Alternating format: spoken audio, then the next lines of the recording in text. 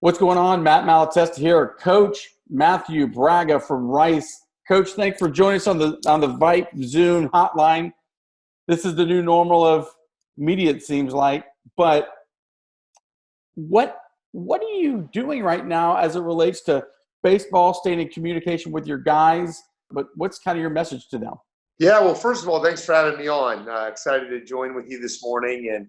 And yeah, to answer your question, we're staying really busy. It's funny, I was telling someone the other day that, you would think with the season being canceled and no games going on, where you're basically, as a coach, as a player, as a student athlete, you're going 7 days a week for, 4 to 5 months. You would think that there would be like, oh man, I've got nothing to do and that type of thing. But our staff has stayed incredibly busy. We have stayed in constant communication, actually via Zoom, using the Zoom app and communicating that way with recruiting in regards to scheduling, in regards to just day-to-day operations with where we're at and what we're doing. And then in terms of with our guys, communicating with our guys, each staff member has a unit to call. So we are very much staying in touch with our guys, as well as having Zoom meetings once a week with our entire team where they can get together, see each other, we can see them, and just go over some things, make sure that, all is well with them if they have any questions with all the stuff that's going on. So believe it or not, we've stayed very busy, very communicative. I think it's just something you have to do to stay on top of the game, and we're recruiting incredibly hard right now, even though no game action is going on.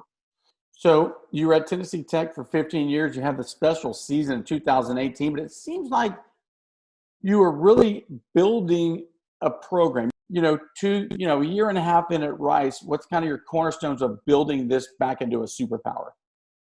Yeah, well, that's a great question, and that is exactly right. I was at Tennessee Tech, my family and I, for 15 years. It's near and dear to our heart. It's a great place, and but as you look at it, it culminated with the 2018 season where that team won 53 games, only lost 12. We were a game away from Omaha. Texas, actually, up in Austin, they beat us 2 out of 3 in the Super Regional and 18 to go to Omaha. But that program, we had built it really strong. So it's something we had done. It was, and as you mentioned, it culminated in the 2018 season. But we've been good for a really long time. So at Rice right now, Wayne Graham is a legend. What he did, what he built here, holy smokes, it's amazing. 7 World Series appearances, a national championship in 2003. My gosh, there's been 196 MLB draft picks out of this place, with a lot of them occurring during Coach Graham's tenure. Mm-hmm. The guy is a legend in our game. With that being said, there's work to be done at Rice right now. We are not at that point. We're not at the 2003 point right now at Rice. And so, yes, we are having to rebuild, so to say, and rework this thing to get it back to where it was when Coach Graham had it in the glory days here. And so with that, the number one thing, the most important thing we can do is recruit really, really well. So that is a major focus, not just of our program, that's any program. If you're already good, you got to recruit good to stay good. If you're not good, you got to recruit good to get better.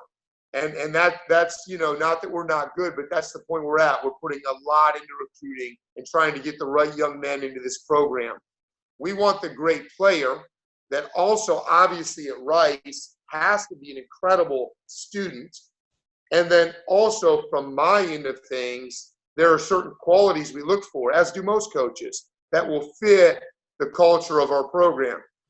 Talk about this area. I mean, you've been in the game for a very long time, but just talk about the city of Houston as a recruiting hotbed. I mean, it is chock full of kids, and even that, the outskirts. You're relatively close to Dallas, San Antonio, Austin. Just, is this a coach's dream to be sitting, 200 miles of the epicenter of baseball? It seems like. Well, you're right on. I mean, this is, something that you didn't have in Tennessee.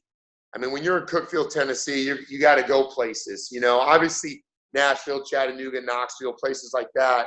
But you have to travel, and you got to find. It's not the epicenter of baseball, so to say, like this area is. So yeah, it's been really neat to kind of see the quality of baseball, and it's almost I say this. Someone asked me, is baseball just that much better in that area? Yeah, I mean, there's a lot of great players because it can be played year round, and guys take it really seriously as they do everywhere. But it's sheer numbers. Mm-hmm. Like, I mean, you look at, we're the fourth largest city in the United States of America. So just numbers alone tell you that there's going to be more talent available. Not to mention that it's a hotbed for baseball. And so, yeah, it's been awesome. And this is the area we're going to recruit the hardest first. I really believe that. Like, this is the area we have to attack the hardest, the quickest. Give us a couple of names, like who are kind of the pillars of the guys that you're going to build on over the next couple of years. Just give us a couple of names of kids that you really feel are going to take that leadership role in the next step. Yeah, we've got a really good group of freshmen coming in. It's actually going to be our first, believe it or not, we've been here 21 months. But this 2020 class is going to be our first full recruiting class that was done by our coaching staff. And there are some young men in this class that are going to be really special. And as you sit back and you look at it, they're all Texas kids. What we have in the fold right now, and we're going to finish this class. We still have a guy or two to sign, and probably going to go the JUCO route for that. But these are all Texas young men that are going to be coming in as freshmen that are special players. So we're excited to kind of, see that, where that goes, how that, transpires over the course of time, and how many of them are going to contribute right away.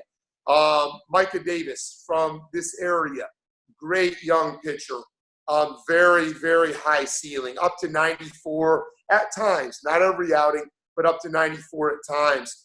We've got some other young man, Dylan Yannick. He's a young man from this area. Again, incredible body and presence and, pitchability on the mound with a great, great arm and huge upside.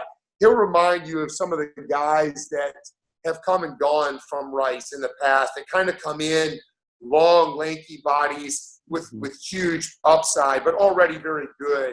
That's kind of where we're at there. Matthew Linsky, another young man who, big, strong guy, already up to 92. Reed Gallant, pitcher, Houston area kid, pitchability through the roof. He's a guy that could probably walk in right away because he can throw strikes and command 3 or 4 pitches. Going to be a special player for us. Guy Garibay, an outfielder, again from the Houston area, special hitter, maybe the best. Listen, I don't want to get too high on the hog here before we really get started, but in terms of recruitment, probably the top recruited hitter I've ever been around. So excited to have him in the mix. Nathan Becker, young man from just down the road, good hitter. So we've got some young guys coming in. William Burbank, another guy. Jordan Dukes, Ben Dukes. I'm sorry, Jordan's a young man I coached at Tennessee Tech. Ben Dukes, another guy from Memorial, that great player, left-handed hitter, sweet stroke. So we're just excited to get these guys on campus. All right, Coach. Thanks for the time. I know we're kind of on hiatus, but we'll get back at it here in the fall. Congrats on the job and welcome to Houston. I know you've been here for 21 months, but we have a good feeling about Rice getting back on the map. Awesome. Well, thanks for having me on. I so appreciate your time. You got it.